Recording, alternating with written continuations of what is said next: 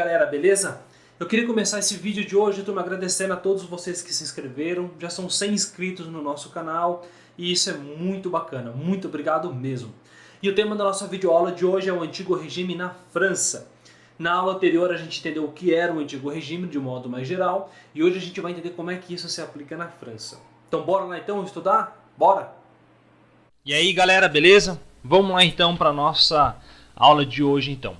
E o tema nosso é Antigo Regime na França do século XVIII. Para você que vem acompanhando então as nossas aulas aí, né, você percebeu que a gente vem analisando essa questão do Antigo Regime. Depois da gente falar um pouquinho sobre o Antigo Regime na nossa outra videoaula, hoje a gente vai aprofundar no que foi de fato o Antigo Regime na França. E aí você está se perguntando, tá professor, mas por que nós vamos entender especificamente na França? Porque é o seguinte, meu querido, a ideia aqui é que a gente possa entender todo o processo revolucionário, todo o processo histórico que deu base lá na frente para uma coisa chamada Revolução Francesa. Para que a partir da Revolução Francesa a gente também consiga entender outras mudanças aí que ocorreram na Europa, né, mudanças políticas e mudanças filosóficas e tudo mais, né? Mas então, sem mais delongas, vamos começar aí a nossa aula. Professor, quem que é esse cara aí? Meu querido, esse cara aqui é um rei muito importante da França, que governou esse país nesse período aqui do século XVIII, conhecido nas quebradas como Luís XIV. E esse cara aqui, esse tal de Luís XIV, esse cara bonitão que está aqui, quando a gente fala de Antigo Regime, quando a gente fala de poder absolutista na França, a gente lembra desse cara aqui.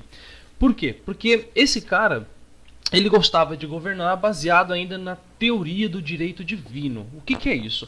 A teoria do direito divino é uma das teorias que davam base para esses reis governarem, né? Que dizia que eles governavam porque eles haviam sido escolhidos por Deus, né? E se eles foram escolhidos por Deus, obviamente eles só deveriam prestar contas do seu governo, só deveriam se justificar para Deus, obviamente. Então isso meio que permitia que eles tomassem as medidas que eles quisessem, criassem as leis que eles quisessem, punissem quem eles quisessem e fizessem o que eles quisessem, né? Então, assim, o Luís XIV ele vai se basear nessa teoria do direito divino e vai concentrar todos os poderes em suas mãos. E quando eu falo todos, são todos mesmo. Ele tinha o poder militar, ele tinha o poder jurídico e o poder econômico, como a gente vai ver aí no decorrer da nossa videoaula. O Luís XIV também ele é conhecido por algumas frases aí, né? Porque ele disse que praticamente resumiram bem o que era o governo dele. Uma das frases dele é essa aqui: o Estado sou eu. Né? E professor, por que você escreveu o Estado com letra maiúscula aqui? Tal. Porque é o seguinte, quando ele fala o Estado sou eu, ele está se referindo ao governo. Ou seja, a França era Luís XIV. E Luís XIV era a França. Não havia uma separação entre nação e governante. Não é igual hoje em dia, né, cara? Você pega, por exemplo, no exemplo do Brasil, aí você tem uma separação, né? Uma coisa é o Brasil, uma unidade federativa, outra coisa é o presidente que governa ele. Na mentalidade desse cara aqui do Luís XIV, isso não acontecia na França. Ele era a França e a França era ele, né? Então o Estado sou eu. Outra coisa também que ele falava é também sou o Rei Sol. O que ele queria dizer, né, com essa expressão Rei Sol? Ele queria dizer que ele era o cara mais importante do pedaço e todo mundo girava ao seu redor. Não só a nobreza, a corte, mas tudo que estava relacionado, né, ao governo, à nação francesa. E aí, é claro que se alguém perguntasse para ele se ele se achava o rei mais importante da Europa, é óbvio que sim. Ainda mais porque na Inglaterra já havia ocorrido, né, a Revolução Puritana e o rei lá já tinha perdido a cabeça. E lá já vigorava o parlamentarismo e o rei lá também já não estava com tanta bolinha assim não. Né? Então, né, na Europa toda, nesse período, realmente o Luís XIV era o cara aí que dava as cartas mesmo. Mas vamos tocar o barco aí. Quando a gente fala também de Luís XIV, quando a gente fala então desse Antigo Regime francês, a gente tem que analisar algumas coisas que demonstram o poder desse rei. E uma das coisas é isso daqui que eu estou te mostrando. Essa imagem, ela mostra pra gente aí a construção do Palácio de Versalhes, né? Para você que já foi para a França, né, que andou lá pelo Palácio de Versalhes. Essa imagem está retratando a construção. E esse Palácio de Versalhes foi construído por ele, pelo nosso amigo Luís XIV. E professor, o que o Palácio de Versalhes tem a ver aí com, né, o absolutismo, com o antigo regime francês? Simples, o Palácio de Versalhes ele não foi construído apenas para ser uma moradia real e blá blá blá blá blá. O Palácio de Versalhes ele tinha uma questão política muito interessante, porque ao construir o palácio, o rei também ele trazia, né, ele trouxe a nobreza francesa para morar junto dele, né? E aí você olha isso e você pensa, nossa professor, que legal. Não tinha nada de legal. A ideia era que a partir do momento que a nobreza estava dentro do palácio, estava próximo ao Luís XIV, ele poderia exercer um controle, ele poderia saber da movimentação de cada um, ele poderia dar ordens e tudo mais. Então, assim, esse palácio ele acabou sendo também, né, um exemplo desse poder do Luís XIV, refletiu. E outra coisa também que mostrou, né, o poder, né, e o que era o antigo regime francês era o fato de que esse palácio especificamente ele foi construído com a grana do Terceiro Estamento. E aí você está ouvindo a palavra Terceiro Estamento, você deve estar com dúvida, principalmente se você está assistindo esse vídeo pela primeira vez. Se você viu essa palavrinha Terceiro Estamento e está com dúvida, meu querido, volta lá no vídeo anterior que lá eu explico, né, detalhadamente o que era o Terceiro Estamento. Mas agora, né, eu vou dar um pequeno resuminho aí. O Terceiro Estamento, então, era aquele grupo da sociedade francesa que era composto basicamente do quê? De servos e burgueses.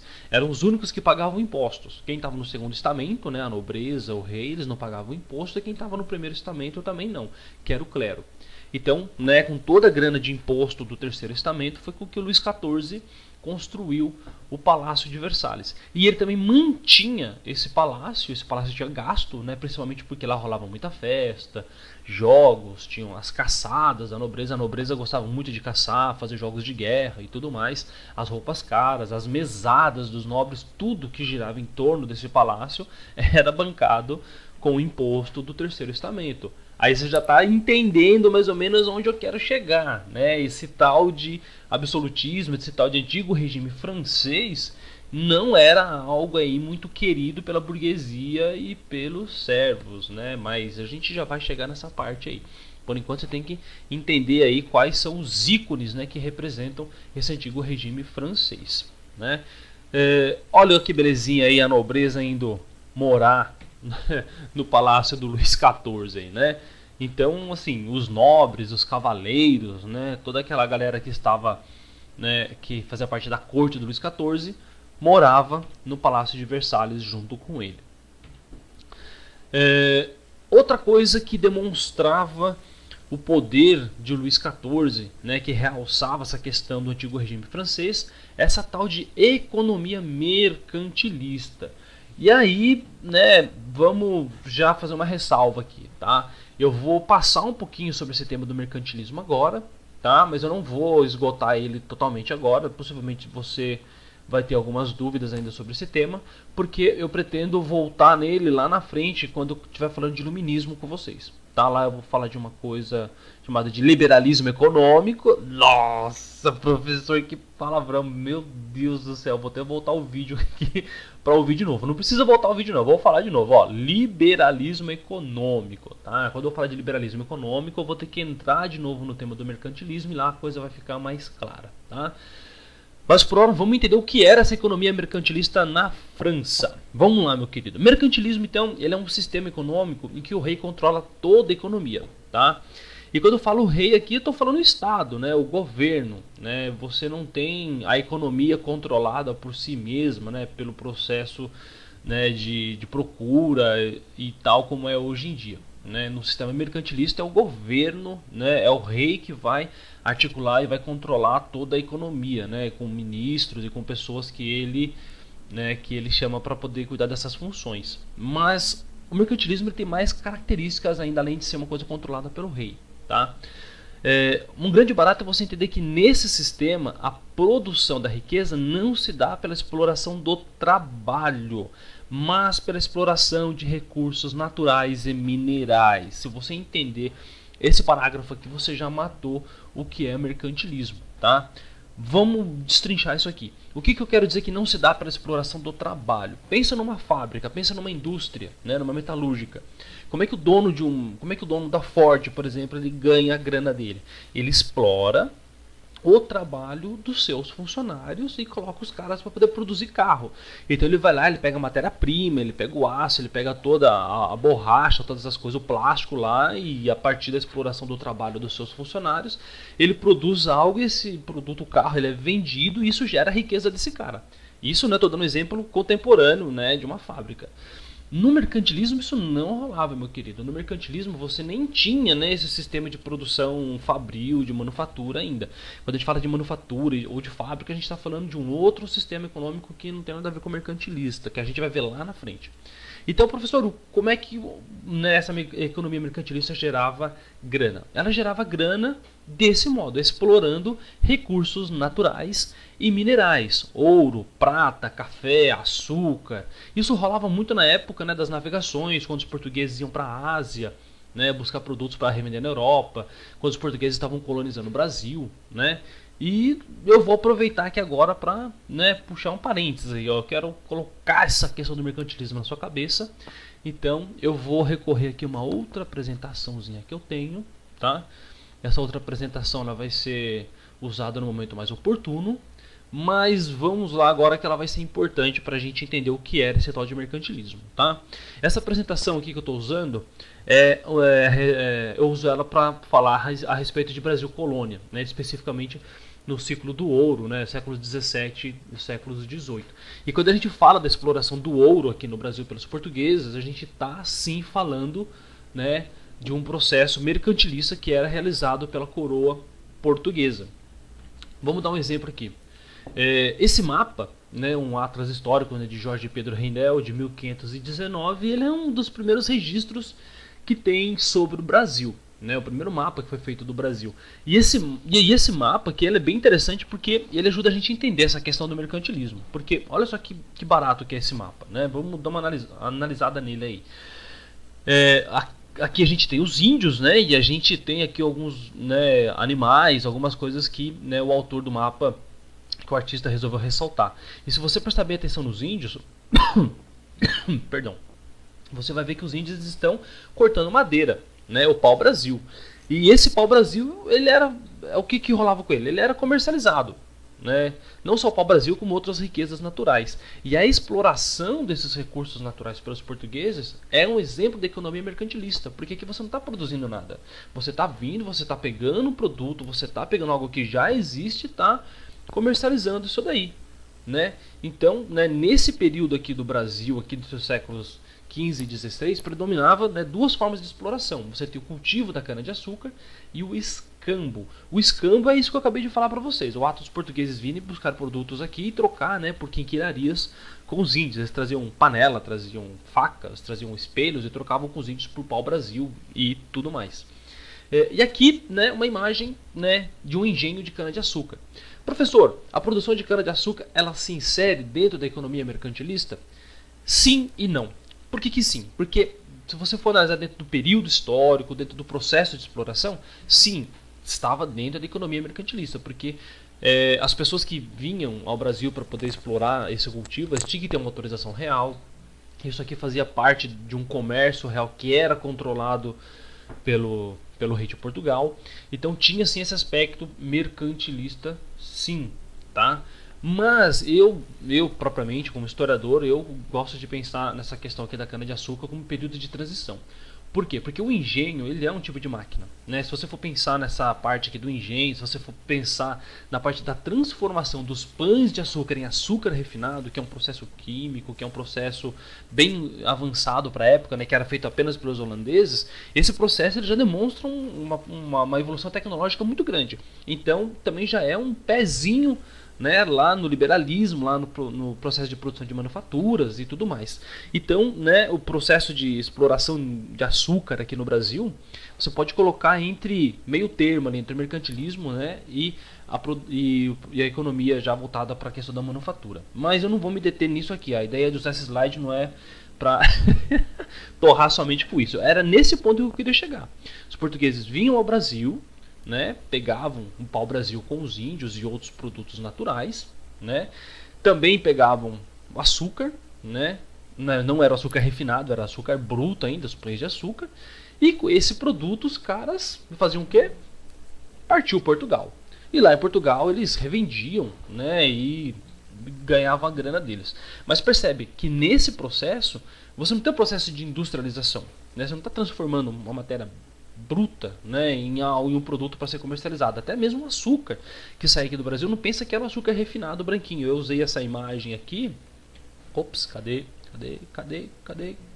você, imagem? Apareça. Opa, vamos lá. Vamos lá. Ah, vai aparecer. Bom, sumiu. Bom, você lembra? Volta o vídeo aí que você vai ver. Né? Então, aquele açúcar refinado que eu usei aqui, esquece aquilo, tá? O que saía do Brasil aqui era, né, uma coisa chamada pães de açúcar, né? Que era um açúcar meio bruto, ainda que precisava ser refinado. Então, de novo, sim, isso era um exemplo de mercantilismo, tá? Agora sim, vamos continuar aqui com esse slide aqui, que ele ainda mostra pra gente outra questão do mercantilismo. Esses caras aqui são conhecidos nossos aí, conhecidos naquela como bandeirantes. E esses bandeirantes eles percorriam o território brasileiro aí à procura de riquezas que poderiam ser comercializadas. Então olha só que coisa louca, né? Esses bandeirantes eles também estavam inseridos dentro dessa economia mercantilista. Por quê? Porque esses caras não estavam criando manufaturas, eles não tinham fábricas, né? Eles andavam pelo território procurando riquezas, né? E qual riqueza especificamente que eles queriam? Ouro, né?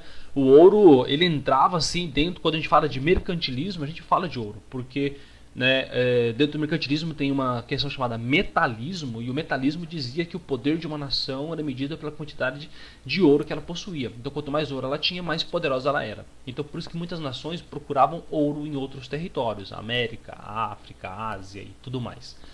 E aí não era uma questão só de Portugal, envolve Espanha, né, e outros países também. Aqui eu dei um exemplo, né, que os caras encontram ouro na região, né, de Minas Gerais e tudo mais, e é onde surge a cidade de Ouro Preto, que vai se tornar ícone da exploração portuguesa nessa questão do ouro. Então, né, de novo, essa relação de Portugal com o Brasil ajuda muito a gente a entender o que era essa questão mercantilista aí. Olha aí, um cara super bacana. Super bonitão aí falando com você lá em Ouro Preto, né? Essa casa aqui é a casa onde, né, teria habitado o Aleijadinho durante um período da vida dele, né?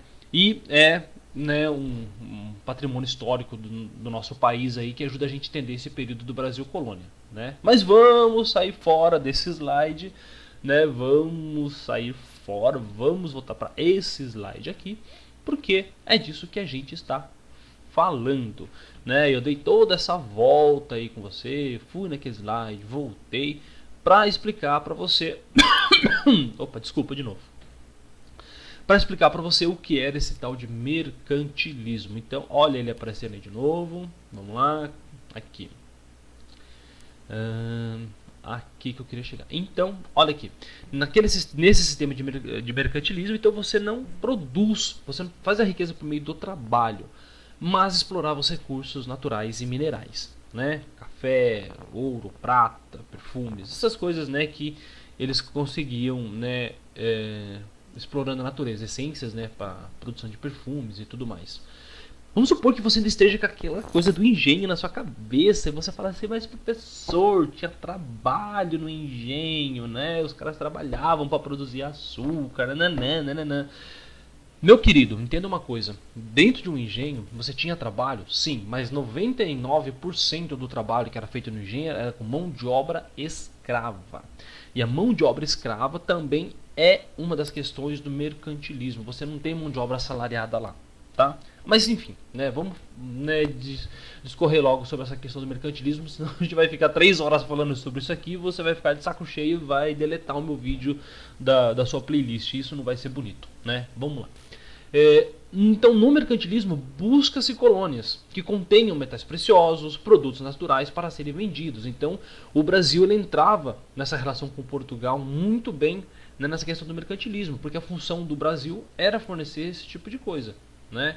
Mas também não só o Brasil. Portugal tinha colônias na Ásia e na África, então ela buscava, né, perfumes, pimenta, café, açúcar e outros territórios para poder comercializar. Isso, então, era uma economia mercantilista, tá? Você buscava colônias, você buscava metais preciosos, você explorava mão de obra escrava, né? Tudo isso visando, né, a riqueza, né, e visando, né, a riqueza do teu país. Voltando para a França, né? Então, professor, o que o Luís XIV fazia, né? O que o Luís XIV tem a ver com a história? Meu querido, na França, então, do Luís XIV, era ele, né, diretamente, como ele representava o Estado, né, ele por meio de seus funcionários, que tomava todas as decisões econômicas, né? E as decisões econômicas dele visavam isso daí, né, obter maior quantidade de riquezas para a França. E a visão mercantilista da França era sim buscar riquezas, coisas que pudessem ser comercializadas, né? Então eles não tinham um olhar, o Luís XIV ele não tinha um olhar voltado para a industrialização. Tanto é que isso deixava a burguesia pé da vida. E a gente vai ver que o fato da burguesia não participar tanto da economia, tanto das decisões políticas e econômicas da França, é que vai levar a uma coisa chamada Revolução Francesa. Mas isso é assunto para a gente ver lá na frente. Então, né, dentro desse contexto mercantilista, o Luís XIV explorava, né, algumas riquezas, algumas coisas assim, para tentar fortalecer a economia da França, né. A França também tinha colônias, sim, tá? Mas é assunto para a gente ver melhor lá na frente, tá? Não quero falar sobre isso agora. E, né, para finalizar, era o terceiro estamento que arcava com todos os impostos aí, né, deixando de fora a nobreza e o clero. Então, vamos tocar o barco aí. Olha só que imagem bonita. Essa imagem, né, vamos explicar para vocês aí. Essa imagem, ela vai ser muito difundida na época da Revolução Francesa, né, quando os burgueses vão estar, né, incentivando essa galera aqui, os servos, né, a se rebelarem contra a nobreza e o clero. Mas essa imagem ela já serve para a gente nesse momento para a gente entender o que era essa França do Antigo Regime. Nessa França do Antigo Regime, então, você tinha duas classes privilegiadas, né, explorando o trabalho de uma outra classe que não era tão privilegiada assim, né? E essa era a sociedade francesa do Antigo Regime, né? Você tinha o clero esplendoroso, olha só a quantidade de tecido vermelho, né, exuberante, né, chamando a atenção para esse clero, né? Olha só, até as bochechinhas rosas, né? Olha que fofinho, né? Esse cara pertenceu ao primeiro estamento da sociedade francesa. Você tinha a nobreza, né, os caras que faziam parte aí, no caso que é as minas, né? As minas que faziam parte do segundo estamento da sociedade francesa, né? E os servos, né, os camponeses, né, a galera que trabalhava mesmo. E olha só que coisa interessante, né, se você for pegar a linha de expressão desses rostos aqui. O artista deixou isso bem claro, né? Tá na cara que essa mulher aqui nunca trabalhou na vida, nunca sequer limpou a mesinha onde ela, né, repousa o livro dela. Esse cara aqui, menos ainda, né? Agora, né, pelas linhas de expressão, pelo modo, pelo posicionamento, dá pra ver que, né, toda a questão do trabalho, né, ficava em torno dos servos aqui, né? Então, essas três imagens passam pra gente o retrato do que era a sociedade francesa do Antigo Regime. Então, se você viu meu vídeo anterior, é óbvio que você tá lembrando aqui do primeiro, segundo e terceiro estamento. Então, se você tá lembrando, meu, velho, você tá muito bem, mano. Agora, se você não tá sabendo de nada, volta lá e assiste outro vídeo e seja feliz, não precisa ficar aí com as suas dúvidas. E faça as lições de casa, pessoa. Faça as lições de casa, senão todo esse conteúdo que foi trabalhado aqui vai se esvair da sua memória. E aí você vai chegar lá naquela prova do seu professor chato de história, né, e vai bombar, vai pegar a recuperação no final do bimestre e aí já viu. Sua mãe vai cortar seu videogame, você não vai passar no vestibular e tudo vai ruir na sua vida. Brincadeira, não é tanto assim não. Mas enfim, faça aí as nossas lições de casa, né, volta aí nos vídeos, tira suas dúvidas aí, né, para que na próxima aula a gente possa entrar aí no assunto do iluminismo de uma maneira bem mais legal aí, tá bom? Bom, então é isso aí, encerrando a transmissão então em 3, 2, 1, fui!